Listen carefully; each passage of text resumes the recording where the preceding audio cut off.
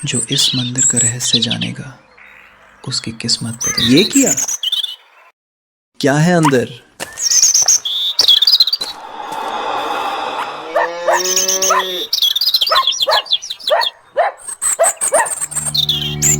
एक गांव में आरव अपने पिता राजेश के साथ रहता था।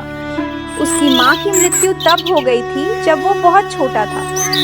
कुछ साल बाद राजेश ने दूसरी शादी कर नई पत्नी सीमा घर में आ गई।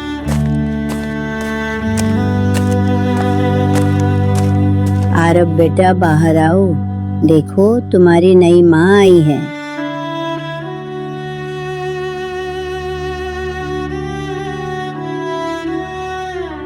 अब मेरी जिंदगी और मुश्किल हो जाएगी। बेटा चलो अंदर चलते हैं।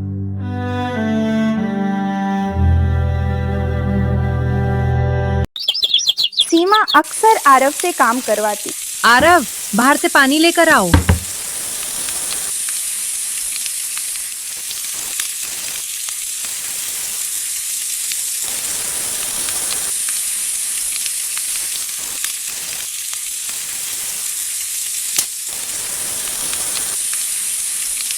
हमें खाना दो।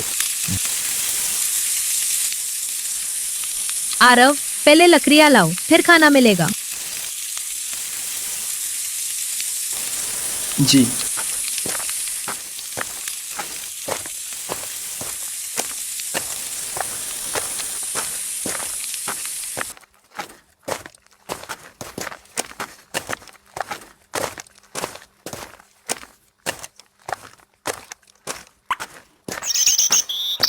बेचारे बच्चे की जिंदगी खराब हो गई।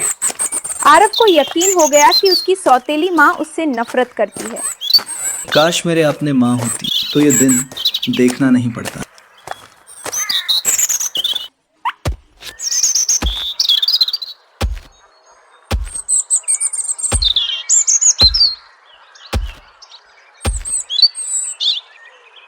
ये किया जंगल में मंदिर।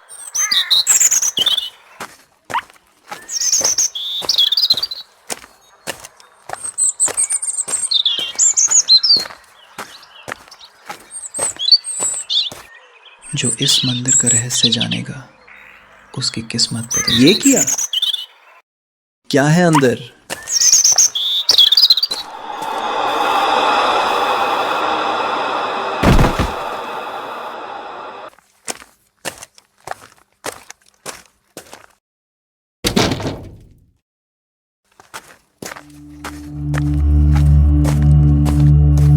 नमस्ते पंडित जी। बेटा, इस गांव पर एक बड़ा संकट आने वाला है। कैसा संकट? पूर्णिमा की रात एक शापित खजाना जागेगा। साधु आरव को एक पुराना नक्शा देता है। ये नक्शा खजाने तक ले जाएगा, लेकिन रास्ता मौत से भरा है।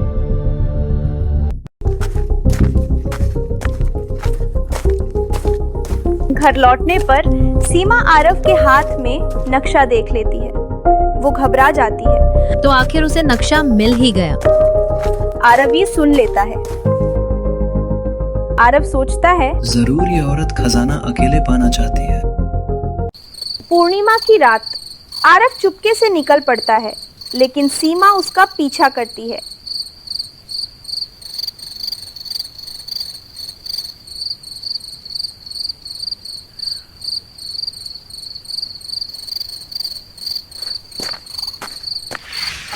नक्शा के हिसाब से इस तरफ से चलना होगा।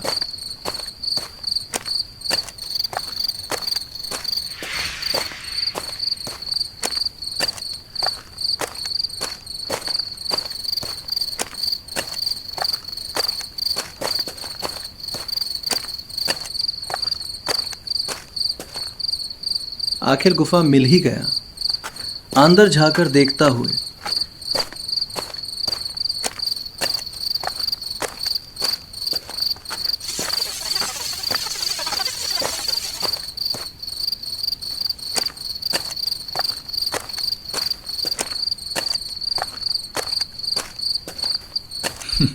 वाह, इतना खजाना।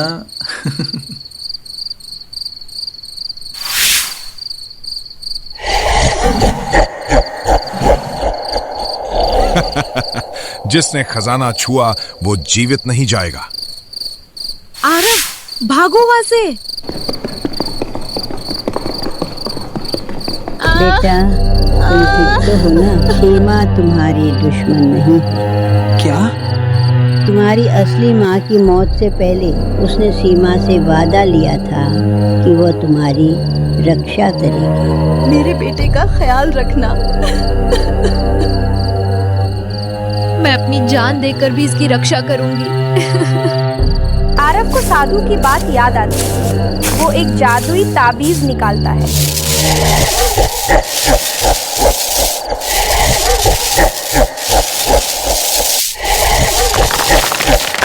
आरव भागो।